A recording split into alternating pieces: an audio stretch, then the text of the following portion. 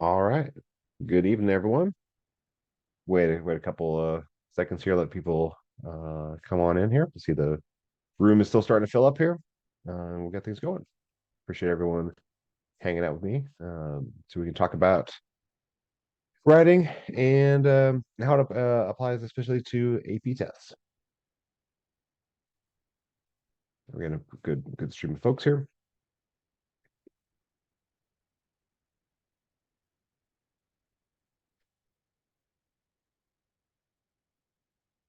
All right.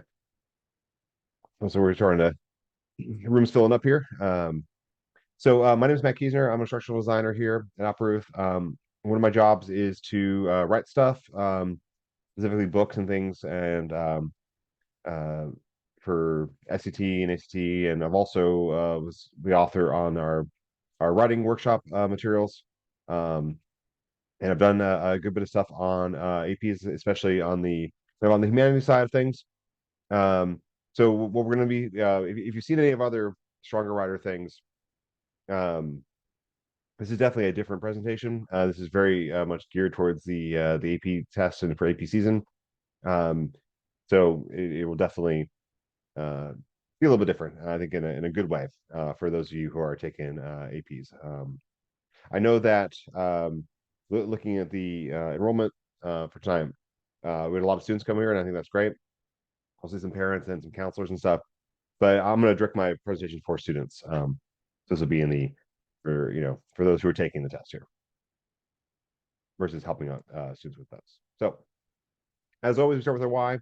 What do we do? So, we believe that if you change students' self beliefs, you can change their lives. And sort of the how we do it.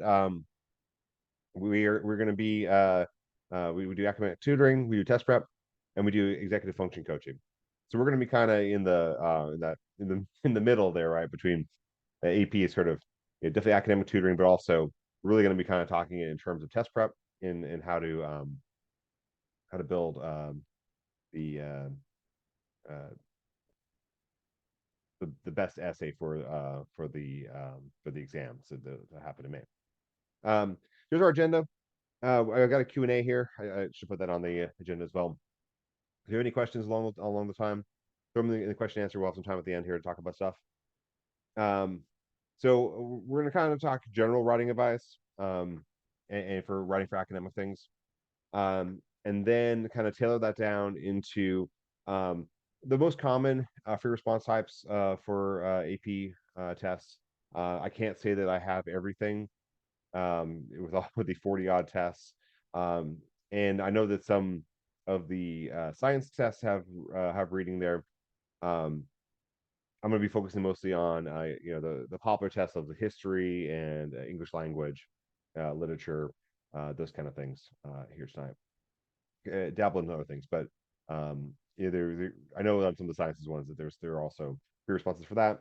That's just not going to be the focus of side. It really there was enough to be said on the humanity side. So hopefully, if there's interest in more STEM based advice, there'll be other webinars for that. And then I do want to kind of bring out that this year there has been a change in the history DBQs for the big three histories, and that's kind of important for anyone who's taking those classes. And then you figure out how to practice and how to get better at the free responses with some widely available tools. All right, so we start off with sort of general writing advice, and I think for any AP topic is to first know your goal. You're always given a prompt and always write for the question asked. And kind of there's know what kind of questions they are. There might be questions that want you to just provide information, right? It could be list 3 factors that cause this or something. It could be analyze evidence. It could respond to a passage, or it could be arguing, right? That the goal is to put forward your opinion on these things. And so make sure to focus on that. It's gonna guide your structure. It's gonna guide the tone of your essay. Next thing is gonna be plan your attack. Um, all of these responses are going to need some kind of pre-planning, and probably the worst thing you can do, just especially for the long essays, is just jump in and start putting words on the page without thinking about the overall structure and the organization of things. That's not going to score well. on any of the rubrics. And then part of that's also like, what's your main idea? Like, a lot of these are going to be thesis oriented writing, though not all of them. And okay, what's your main idea and what evidence is going to support that? And then organize them into examples that make sense and structure those accordingly. And then for another thing is because these are all tests that are designed to show your knowledge on a broad topic, right? History, a English language or literature, um, human geography, psychology, and to see that if you are ready for like advanced courses in college. And so understanding that you want to always kind of keep context in mind and show your overall fluency in that topic, whether it's um, rhetorical logic schemes in AP Lang or different types of literature in lit or the overarching themes of U.S. history or your history or any of those things. And then write with purpose. Um, I know that uh, a common strategy is just to produce lots of words and hope that the AP graders is going to go, oh, wow, this kid tried really hard. That's a lot of that's a lot of sentences. And I'm going to be nice. Um, that may work for some high school classes, but in the rubric structure is so formal on the AP tests, and they're just looking over really looking at check marks for certain ideas. So they're going to see through lots of sentences that don't say very much. The people who grade this are AP teachers, and they're definitely experts in this. And so knowing that like there is no you can't get a point for writing a bunch in any of these any of these rubrics. They're not like, oh, did the student try hard? Is not. So conceivably, you could write actually a really concise essay that hits all the metrics and do well. I wouldn't try to focus on writing as little as possible because that's not a great idea in the sense of uh, you want to make sure that you fully develop your ideas and so on. But you just don't want to make quantity over quality on there. I think that's important to recognize. Okay, so we're going to deal with the three most common AP exam questions that are involve free responses. These are not everything that could ever show up, and so we're not dealing with like proofs and things on math and sciences. But we have short answer questions, we have document based questions, and we got long essay questions. And is a uh, there are strategies for each of these on there. Okay. So the first is the short answer questions, and you'll see them is that they have their own section on history exams. It's section 1, part B. Section 1, part A is all of the multiple choice questions. And then part B is just short answer things. So that's on, and what's the history? I mean, the US history, Euro history, and then world modern. Not include art history because that actually is a very different exam and not that many students take it. If you have questions about the art history exam, throw them in the chat. We'll talk about them later on. And then also the human geography one does fall in this category as well, where the human geography is not the hardest AP, and that the free response is like tells you to just define this term, give an example of this, and those sort of things. And so they're either going to say the thing where like provide information, and they could for the histories it could be um, give a cause of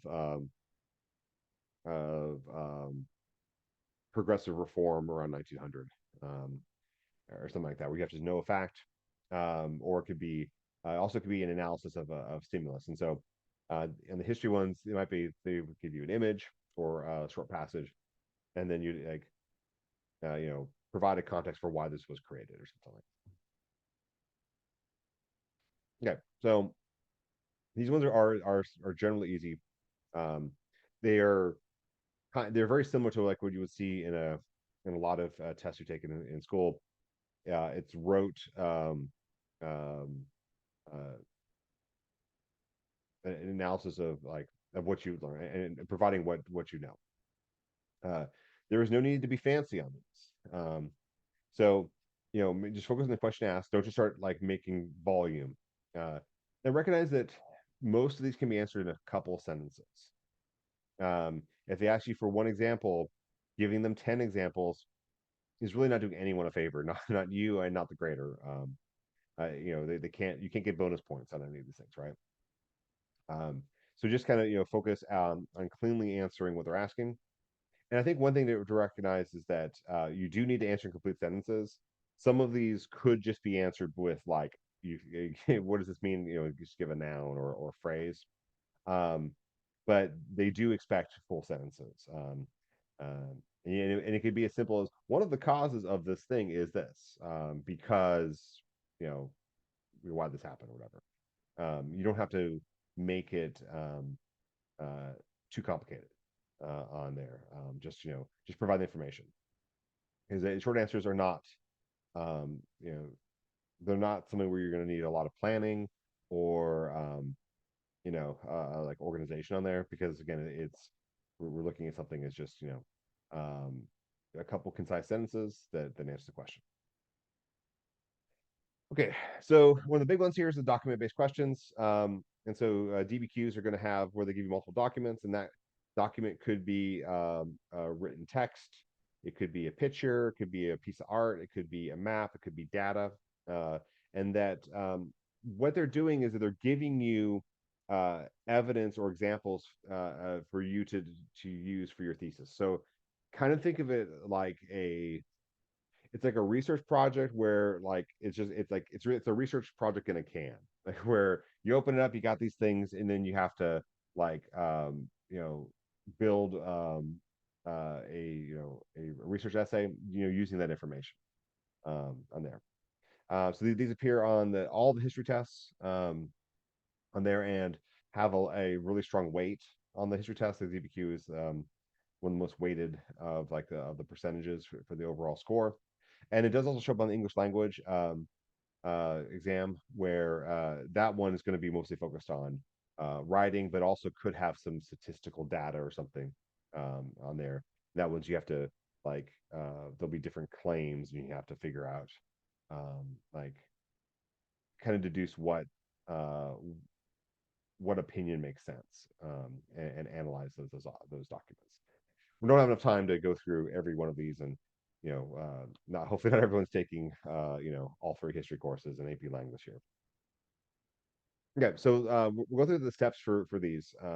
Unlike the short answers, this doesn't have steps because it is short. So these ones are in the step one is that read the question, know your goal. Like I think especially in the DBQ, it's easy to just like start reading the documents and want us to kind of scurry through those. But before you do that, you need to read, like, there is a question. And it's never just like, here's some stuff, figure it out. It will be, if it's a history, it will like, how do these documents reflect a certain thing at a certain time? Um, or in the English language, that like, these documents are all about this topic. And construct a thesis, that analyzes analyzes this topic using this as evidence. So those steps are important on there because it is going to help you craft your thesis on there. Then you get to analyze some documents. So it can be all kinds of different things. The on there as we said before. But if it's reading, like we need to read well, right? Like we need to read with intention, right? Um, if you're taking a paper test, I would underline things and make notes. If you're taking the digital test, I believe the College Board will have the annotation tool on there, and we'll talk about the difference between the paper and digital. But if not, you have paper, you can still write things down about your thoughts about each document. Um, if it is, if they're trying data, like what is, what is the data saying? Like what are the conclusions we can make from this data? Um, if it's art, then why was this art made? Like what was trying to be conveyed in that piece? Or it could be a political cartoon or something like that. And then you don't need to use all documents. None of these um, require you to do so. And we'll talk about the big change in history in a few slides from here. But you can be selective on there. You don't. The goal is not to talk about all 7 documents like on the history. Um, that's not what they're concerned with.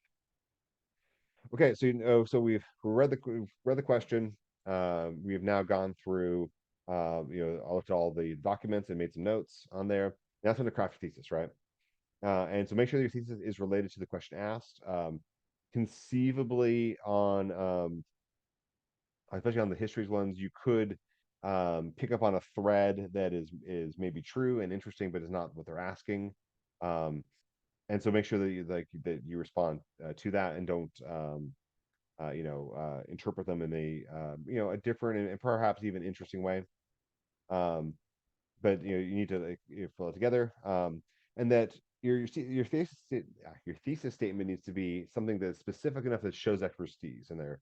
Do not try to write a thesis statement that just sort of takes the statement and sort of rephrase, what were the causes? There were causes for this event or something.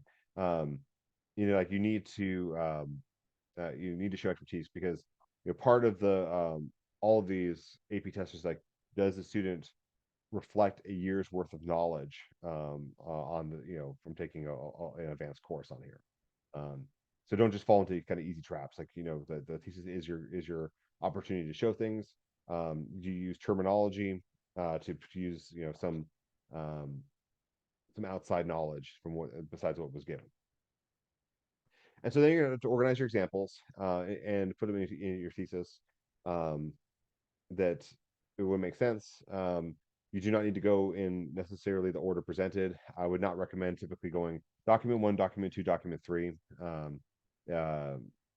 that just you know uh, the worst way to do this would be just be like, there are documents, and let me talk about the first one. After the first one was the second one, right? That's not going to show expertise. Again, these are like possible puzzle pieces in your mosaic of your topic. Or that's a weird analogy there. So the which we want to make sure like you're selecting them because of their purpose, not just because they are there. I think that's a better way of describing it. And doing so is going to give you your structure, right? All right, so then you have to craft your opening paragraph. Make sure that you have something appropriate for using appropriate context for your thesis. Especially if you're doing a history one, you don't want to just jump into like things like you want to kind of back up, like um, like on a U.S. history one, continuity and change is a big idea, right?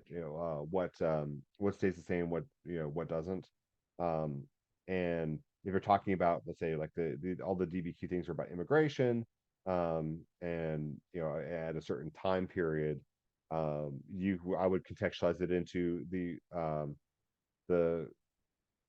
the idea of immigration, throughout U.S. history, from the Pilgrims to today, right? The immigration has always been a concern, and a topic, because this country is built on immigration, right? You can just take that, and then as we see here in immigration around from 1880 to 1910, right? Narrow it back in.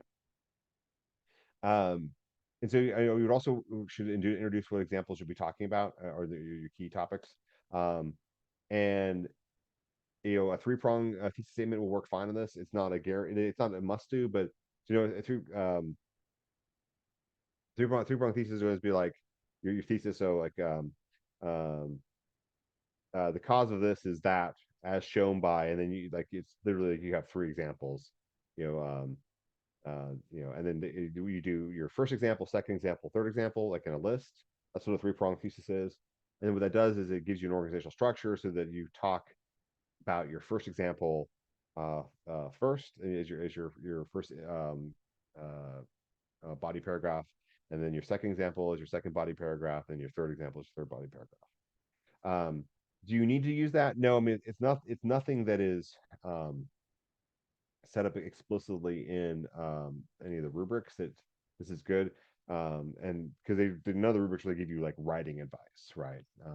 It's about like just the clear communication of things. But the this one will definitely help you set up that structure. Okay, so we need to build our supporting paragraphs.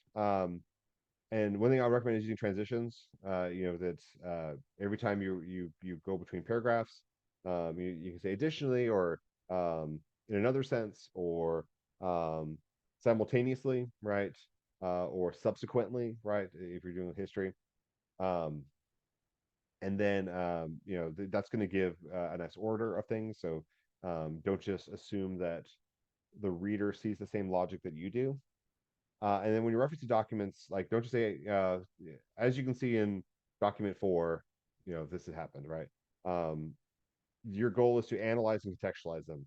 Like for, I mean, I guess I'm speaking very explicitly towards the history ones, but they picked a document because by putting that document in front of you, they hope that you will recognize certain things about who made it, um, and what did they believe when they made it, how it reflects trends that led up to that, and how we can kind of see what happened afterwards, right? And so providing this kind of context it is key. And like don't ever let just documents speak for themselves. That doesn't show any kind of writing process on it. And some DBQs will expect you to include examples that are not provided. That would be one of the histories, is that like in order to get all the full points, you do have to also include things that aren't presented. Obviously, that they should be related, but you do want to throw pepper in some of your um, own information and be specific about those things, right? That's important for the rubric. Okay, so you want to like do watch your pacing on here. That this is not a this is there was a time limit on these things, and mostly like it's about not getting stuck on a particular detail. Um, this can be difficult with history. You're trying to remember the name of someone. You got to do like it's better to finish always, right?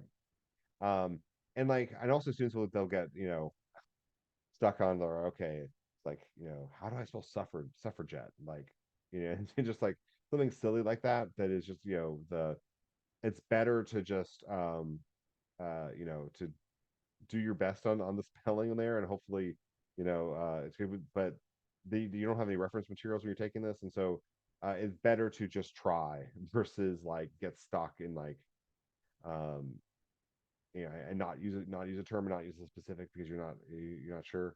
I'm sure that that the graders see a lot of crazy things, that were people talking about Abraham Lincoln winning World War II or something. So like you're gonna be fine. Yeah, I'm sure there's enough weird essay responses that like nothing you're gonna do is gonna become the joke of the day of when all the AP graders get together, which is actually something they do. They actually all like come together and like look at the stuff. Right, and then also do have a concluding paragraph because it shows that you finished, um, and that's like it has value. And okay, so it tells the grader the student put every piece of information that they could do, right? So it's not like it's an unfinished idea, right? And not that the concluding paragraphs are like check a box, but it's like it's good writing advice. And even if even if your concluding your paragraph is one sentence, that you're still telling the person who's looking at this, hey, I finished, and that gives them more confidence as okay, well, all the ideas are here. And if you have any additional time on there, and you don't need to move on to the next thing, like just do some proofreading, like try to add some clarity on there. Don't overstress it. Those are good ideas as well. Okay, so for the long essay, there's actually two styles, and I'm going to talk about them separately because even though they're both long like essay questions, how you approach them will be um, a little bit different. And basically, the two styles is that you have an analysis essay, and that's where like they give you a stimulus, and so it's going to be something to look at, and that could be an essay that the AP Lang has that. The on the literature exam they tend to have like there's two of them. One is like one is like a story, and then there's usually like a poetry comparison um, on there, and then that's your goal is to help explain um, what someone else did. And then the other one is an argument essay, which is like you're there like to create a thesis and to put forth an argument um, on there. And that one typically does not have a lot of stimulus at all. I mean, there's a lot of different kinds of a lot of different APs there. So I may being ready for this was cruising quite a few of them, but there's also like 40 of them, so it's kind of hard to to know them all. So yeah, we'll talk these individually because they are a little bit different on what you do. There's definitely some overlap. All right, so some of the is going to be similar advice, and I'm not going to belabor it, um, but I think it's all this is good stuff and bears repeating. So you got analysis. Read the question and read the text. So you do want to make sure you know what they're asking for. Some of these analyses are like have a pretty standardized question, some don't, and that's going to depend on like the specific tests that you take. Um, so you're going to need to read the passage, right? And so like we're not just reading to like answer some multiple choice questions like we would do on a SAT or ACT. We have to like understand it fully enough to restate it and also provide pertinent information on it. And so that makes it kind of a harder thing to do. Um, you should certainly take notes as you read, like thinking about what does a paragraph contribute. If you're doing AP line, like what are the rhetorical devices the author's using, and being able to name certain things is going to be good. Also in literature, that can be a thing as well with more figurative devices. And you want to like leave some notes with that. Like if you're taking the paper test, I would be annotating like crazy. If it's the blue book one, I would hope that they have the annotation tools. The reason I say that kind of with a question mark is that the blue book version, like there's the blue book everyone can access for the digital SAT. And it's that same program, but you have to have it assigned to you to be able to use it for the APs. And so like it's brand new. They haven't had they have not used it yet. So like this is sort of forthcoming. Um, and if you will be using it, don't worry. Like you will have access to practice on there, and practice with the interface. And I would definitely do that. That's something that your teacher has to give permission to. Okay, so you read the essay, or the poem, or the whatever the prompt is, and then you need to make that thesis and structure. So you need thesis statement to clearly answer what was asked. Um, build that structure around your thesis statement. And I think here's some good advice about there's two ways to deal with this. When you're dealing with you're responding to one thing. Is that one way is chronologically, and so what that means is you talk about the beginning of the essay and then the middle and then the end, and then the other one is thematic, where you talk about like themes that appear multiple times in the essay. I don't think that either one is better than the other, like at all, always, but it's what makes sense for that argument and how you're going to present it. And it's something I think really strong to think about which one makes sense, because if you switch between these and don't establish them in the structure, the essay is going to feel haphazard. If you're going like you talk all about the first paragraph and then the second paragraph and the third paragraph, and then the third paragraph reminds you of something that was also in the first paragraph that you didn't talk about, and like the whole structure kind of falls apart. But really think about that. I think this is a pretty useful piece of advice here. Chronological versus thematic. Again, I would prepare to do both. Be able to do both, but only have to do one. All right. So then uh, craft your opening paragraph. Um, you know, some of these are going to have some context before. I know this is one on the AP Lang test. They will tell you like who this person is and why they're writing. They like using kind of like political speeches and whatnot, or editorials or something like that. And so they'll say, when this was happening, who this person is.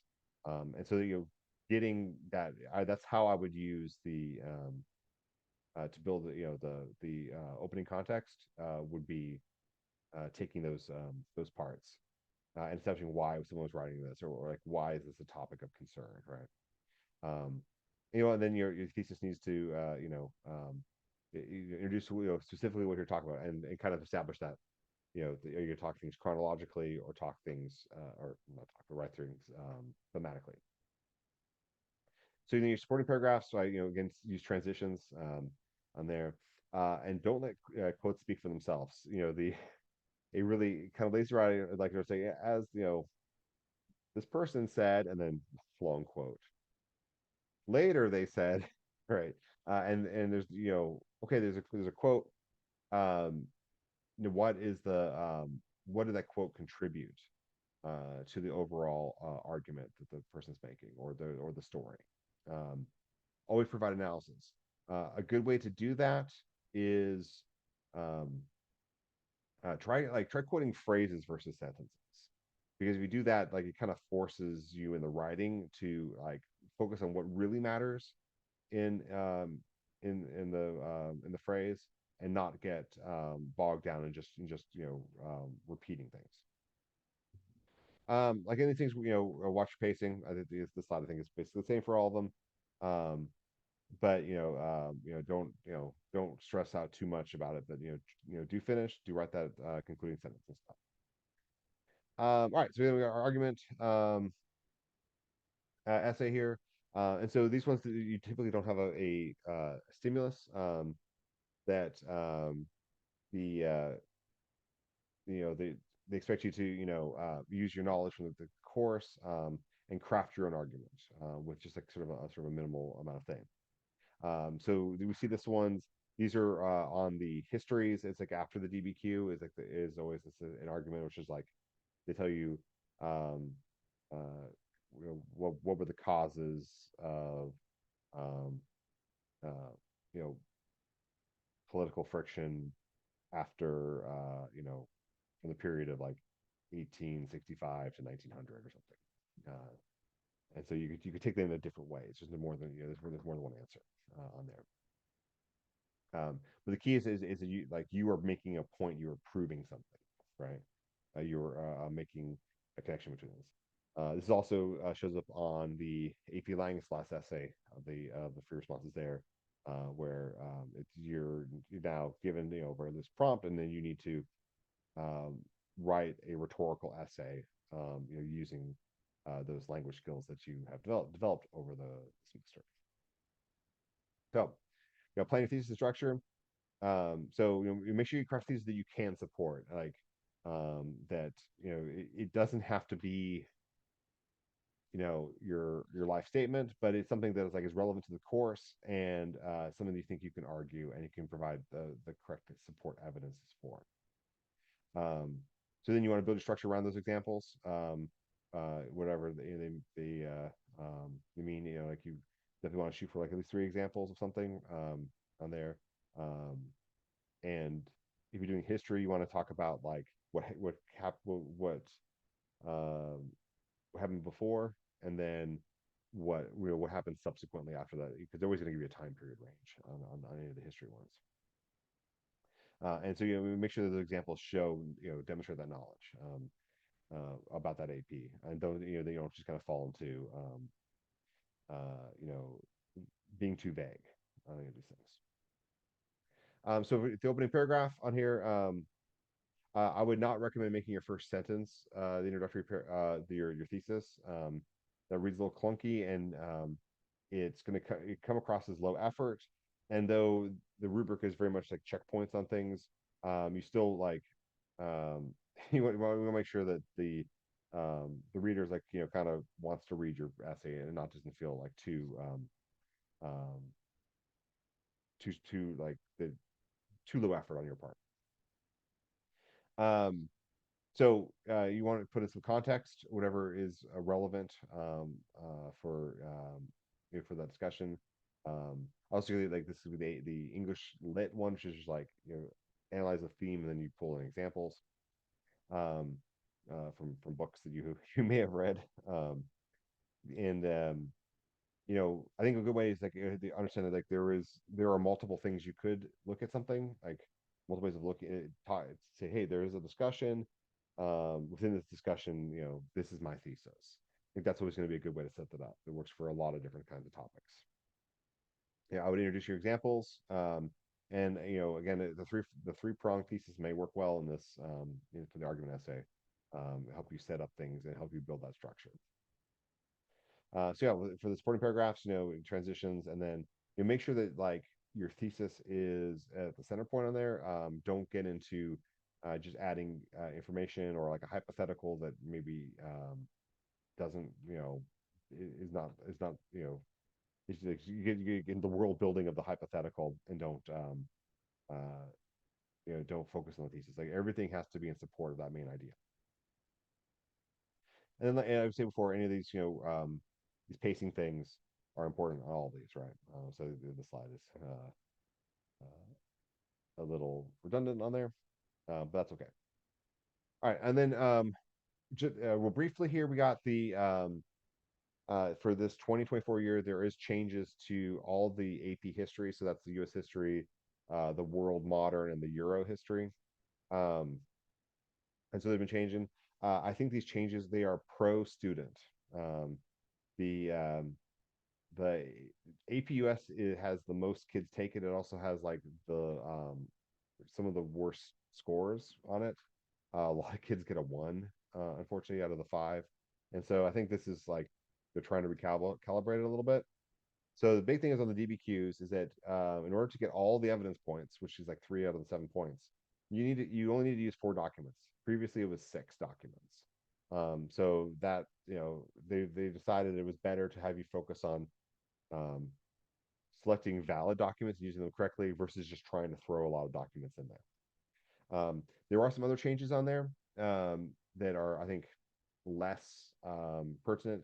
But there's a blog article that I worked on. And so if you go to the applerouth.com/blog, there you can see the like the full analysis on that because I know not everyone's taking history in here. You want to get too in the weeds on it, but that's like the big change is the document thing. Okay, so we finish up here. We got how to practice for AP FRQs, right? I mean, the great news is that there's a lot of free practice on here. So the College Board every year releases the FRQs from previous years. Some tests have been the same for a long time. So I was looking at AP Lang one day. You can go all the way back to 1999 and see everyone since then. A lot of times have had the redesigns in there, so there are limitations on on histories. They all histories have been redone. The most recent one being World, where it went from uh, all world, like so ancient to everything, and to just they're called modern. So it's like 1200 AD forward. Um, so you obviously there's fewer examples of that. And then AP Gov has also been changed relatively recently. So you know, some of them will be those limitations, and that is what it is. Um, but if you go on there, there's all kinds of information, and those are freely accessible on College Board's AP sites. What you want to do is just find the topic, so the course, and then look at the exam, and then like you scroll down, it's there. And that also is true for all the math and sciences. You know, there's all kinds of stuff for the free responses on those. And then, you know, additionally, your teacher can assign things on AP Classroom. The AP Classroom is a closed door. The only people who have access to it are AP teachers on there, and so it's not something that you can access, you know, on with your choice. Um, the teacher has to choose to give you access to it in your AP Classroom account. I imagine that a lot of teachers have already been doing this. It's possible that your teacher doesn't because of you know some schools have it where they you know they take the AP class, but the class you take isn't for the AP. If that makes sense. But I would ask. I mean, now's the time, right? That the exams are here are going to be in the beginning of May. It's time to start practicing on these things. And they have to assign them to you, so it's like there's no back door that I'm aware of on there. All right, so if you're looking at the writing things, and I can recognize especially these long essays and DBQs can be daunting at first. What I recommend is like get familiar before you get fast. And what I mean by this is like don't jump into, especially for these long format ones, into a timed response just because you can set a timer and do it. I would, on the first couple that you try, take as much time as you need. Go over things, set your own pace, focus on quality, focus on form. And I think this is like similar to um, a lot of skills on there, where like I put like sports like hitting a baseball or playing music. You don't typically play music when you're first learning at the concert speed, right? Or learning at like a complex dance. You go slow first and learn the steps, and then once you master the steps, you can start practicing with the speed. That's that because otherwise I see students who just focus on speed and they get really frustrated and they get stuck and they don't feel like they're improving and they're just wasting. And they're like it'd be better to like spend time learning the form and the structure and like not worrying about the time, and then time won't seem so bad. Other thing is learn the rubrics. The AP grading is very transparent. On there on those pages, like there are um, that they are not scoring holistically. And what I mean by that is that they're not looking at, oh, this is a good essay versus this is a bad essay. There are little things they are looking for, and your inclusion of those things is checking boxes off of a list. And so we want to make sure that you're like getting used to that criteria on there. Because when they do grade these things, they're grading thousands of them very quickly. So they like it's a very structured grading. So here's the cool thing. All the grading rubrics are online. Make sure that for like the history ones, use the up-to-date ones, and not know that if you're looking for something a couple years ago, U.S. history will expect six, documents on there. So the free response, there's free response questions, and like right next to it is the rubric. This thing called the chief reader report, which is like the person who is like the manager of all the graders and saying like, oh, here's the things that the patterns we noticed, and what we like, what was the expectation for like quality. And then there's sample responses. You can read a student who got like a 1 and a student who got a 7. And when I say that, I'm saying that's like the sub scores, not the 1 through 5, like the big score, right? And you can see the different responses on there. So if you put the time into it, there's all, and these are all resources that College Board provides. Um, the We have the um, to you get feedback, from a teacher or mentor. I think it's important to have someone read your your essays on there. The and provide that feedback to response.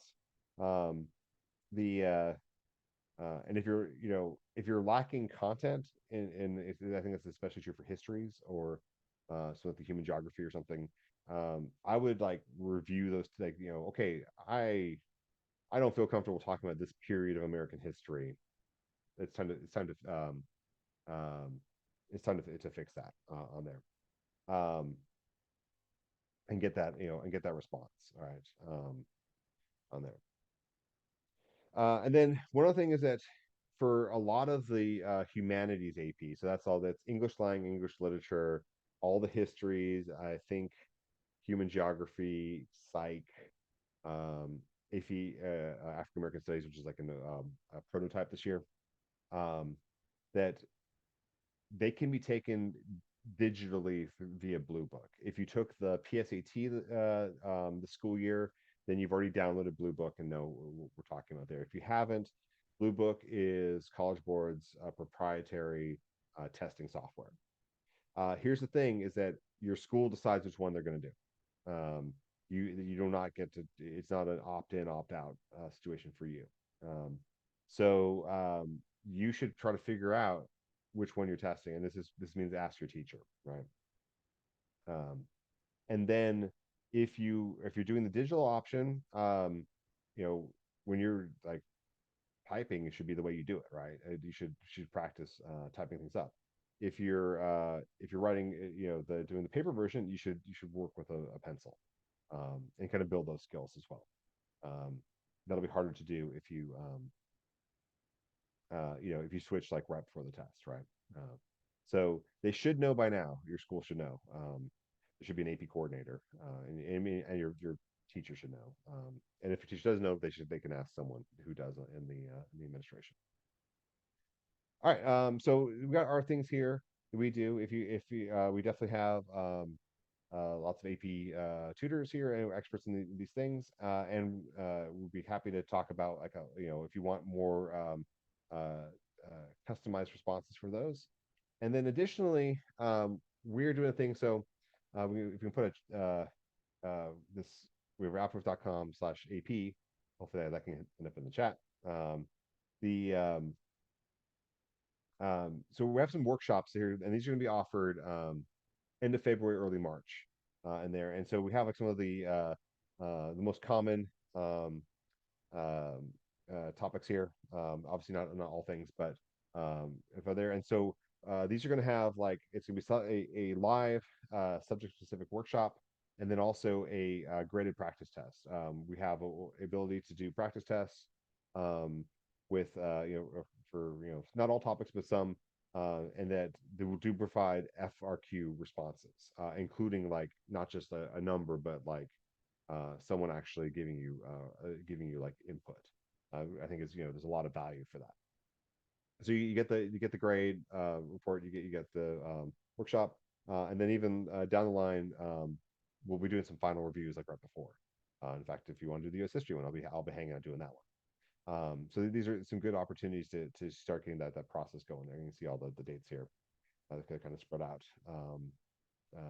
throughout the months of February and um, March. All right, so we've got a little bit of time here for some Q&A. I see we've got a couple thrown here. Someone just asked a simple question: is this being recorded? Yes.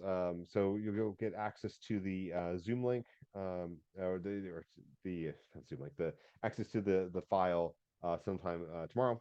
Gotta digitize it and like render it and stuff, and you can be able to watch that, pause the slides and everything like that.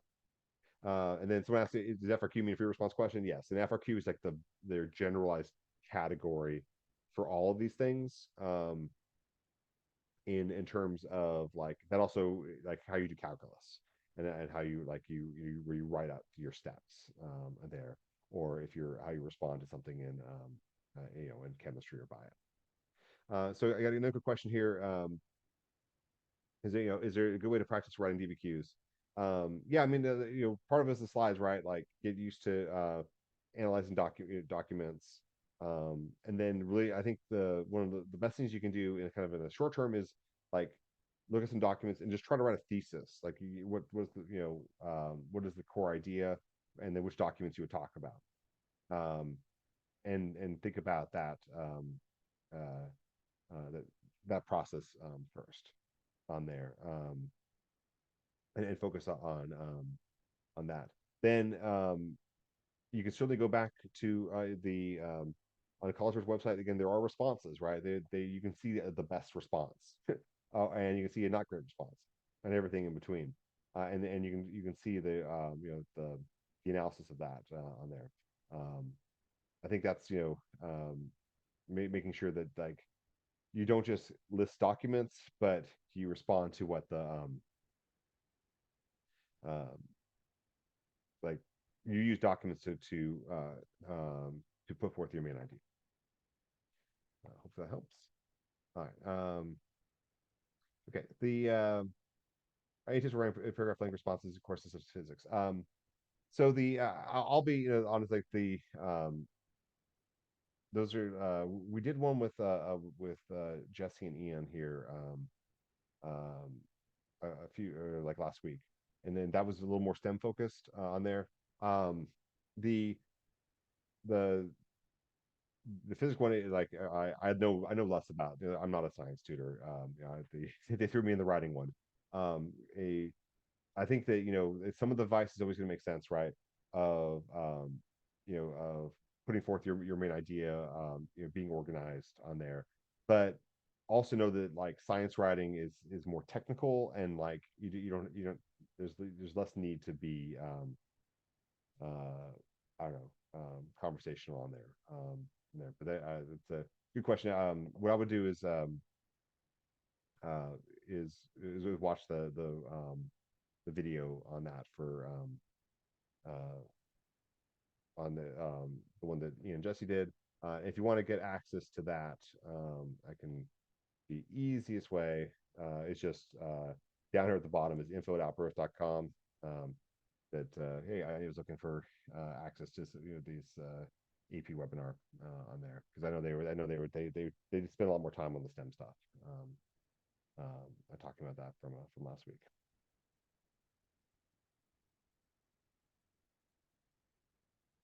All right, so I think that's it for tonight. Um, Appreciate everyone hanging out with me, and good luck with your APs, and I'll catch you later.